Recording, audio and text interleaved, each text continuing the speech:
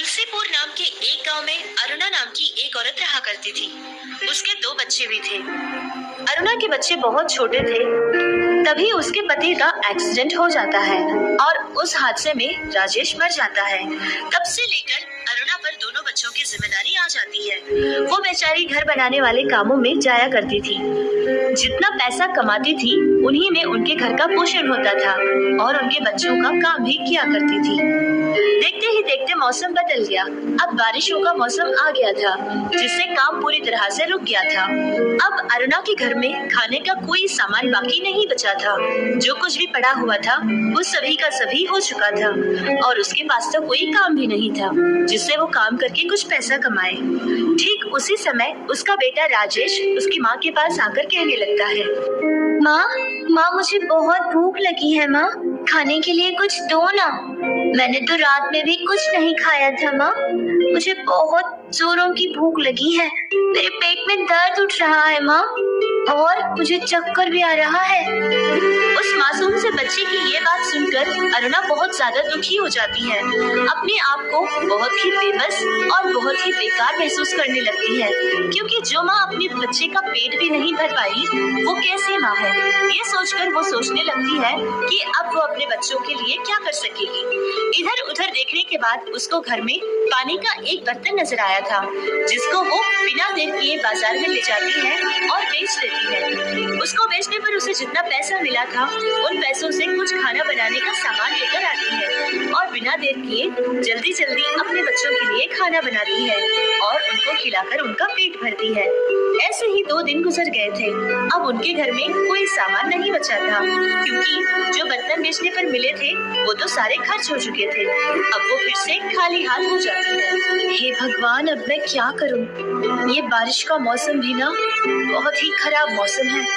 इस बारिश की वजह से तो मुझे कहीं काम ही नहीं मिल रहा। मैं क्या करूं? कहाँ जाऊं? किससे सहायता मांगूं? मेरे छोटे छोटे बच्चों का पेट भी नहीं भर पा रही हूँ। अब रोज रोज उनको क्या सुनाऊंगी? कितने बहाने बनाऊंगी? समझने की उम्र भी तो नहीं मेरे बच्चों की। भगवान मेरी सहायता करो, अब मैं कहाँ जाऊंगी? ये सारी बातें सोचती हुई अरुणा उस रात सो जाती है। दूसरे दिन सुबह उठकर जिस जगह वो काम करने के लिए पहले जाया करती थी उनके पास जाकर पूछने लगती है कि अब तो बारिश थोड़ी सी रुक चुकी है, क्या उसके लिए कोई काम है? तो वहाँ पता चलता है कि अब तो कोई काम शुरू नहीं हुआ है, जिससे उसको कोई काम नहीं मिला था। अब अरुणा कुछ न कुछ करके काम हासिल करना उसकी जिम्मेदारी थी। सारे गांव में घूमने लगती है कि उसको कहीं कोई काम मिल जाए, जिससे उसको पैसा कमाने का एक जरिया मिल जाएगा।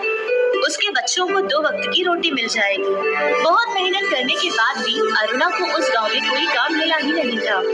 थकी हारी बेचारी फिर से दोबारा घर वापस हो जाती है। जैसे ही अरुणा घर में पहुंचती है, दोनों मासूम से बच्चे भागते हुए उसके पास आते हैं और कहते हैं, माँ तुम आ गई माँ, बताओ ना माँ, हमारे लिए तुम क्या लेकर आई हो? तुम्हें पता है माँ, हमें कितनी भूख लग रही है। हम तो तुम्हारे आने का इंतजार कर रहे थे माँ। और जो चीजें तुम आते समय लाने वाली थी वो सारी चीजें कहाँ है माँ?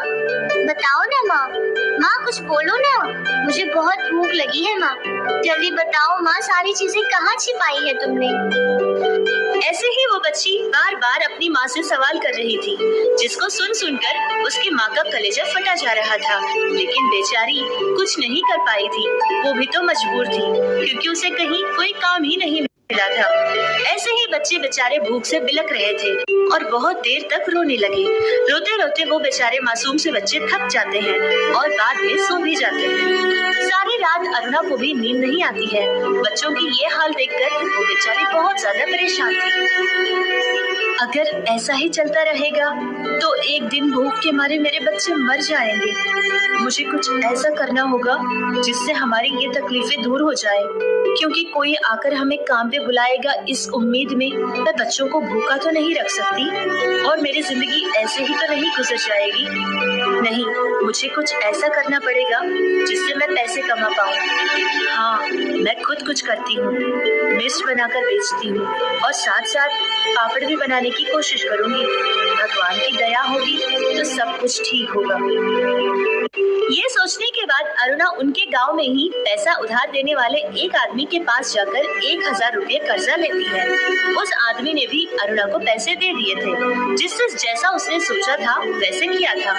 एक छोटे से टेबल रख लेती है और मिर्च बनाकर बेचने लगती है। उसके साथ साथ वो पापड़ भी बनाकर बेचने लगती है।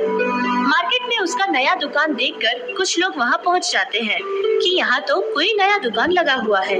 ये सोचकर बहुत सारे लोग उसके पास आते हैं और उससे चीजें खरीदने लगते हैं। उन्हीं में से एक औरत अरुणा से बात करती है।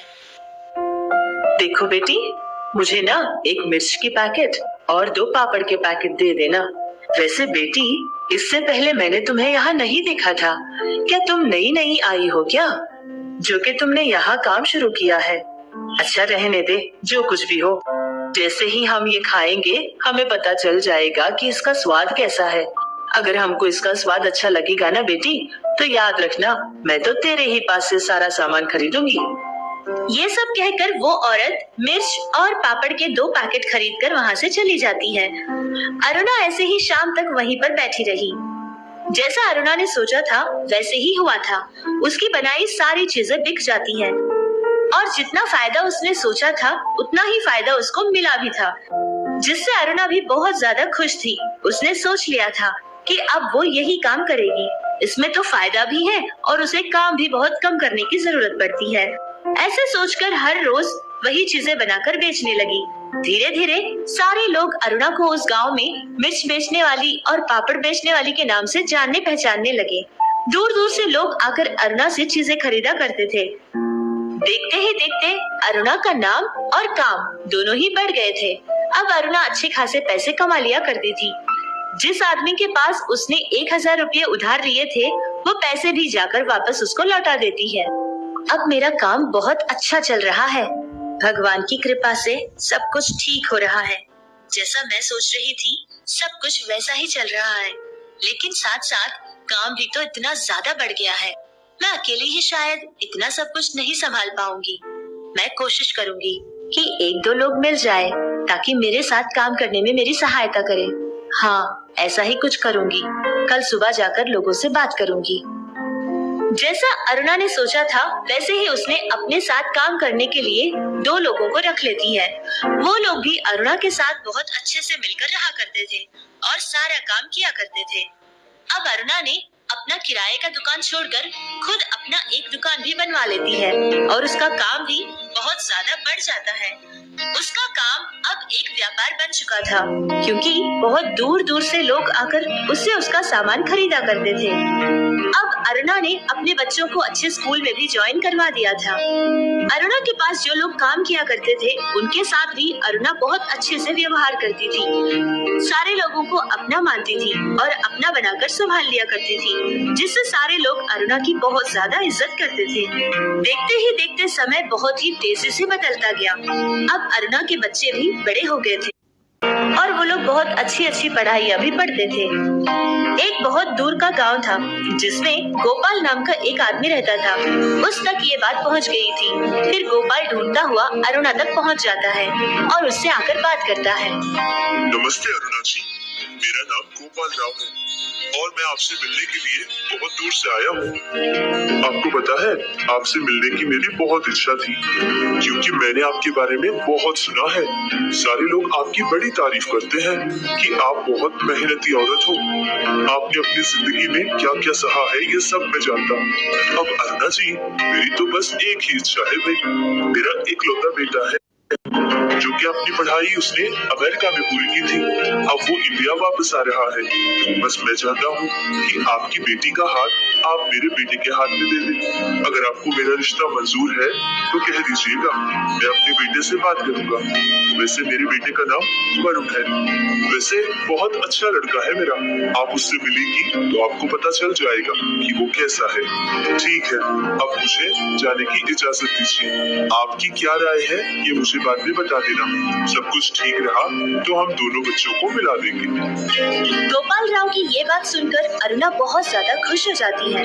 फिर उससे कहती है कि उसको 2 दिन का वक्त चाहिए। वो सोचकर बताएगी कि ये रिश्ता उसको पसंद है या नहीं।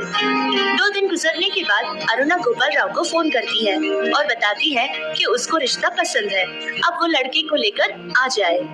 गोपाल राव अपने बेटे को अपने साथ लेकर अरुणा के घर पहुंचता है। लड़का और लड़की एक दूसरे को देखते हैं।